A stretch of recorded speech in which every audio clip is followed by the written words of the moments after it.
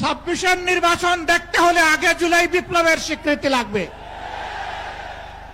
গণভোট ছাড়া বাংলার মাটিতে আমরা আর কোনো কিছুই হতে দেব না।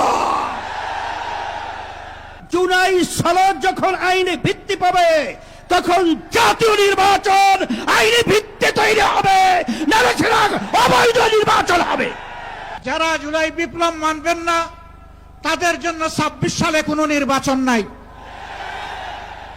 জাতীয় সংসদ নির্বাচনের পূর্বেই গণভোটের মাধ্যমে জুলাই সনদকে চূড়ান্ত আইনি ভিত্তি প্রদান করতে হবে। শুধু একটা দল বিএনপি, তারা ভোট চায় কখন? জাতীয় নির্বাচনের দিন। বাংলাদেশের মানুষ বুঝে গেছে আপনাদের উদ্দেশ্য ভালো না।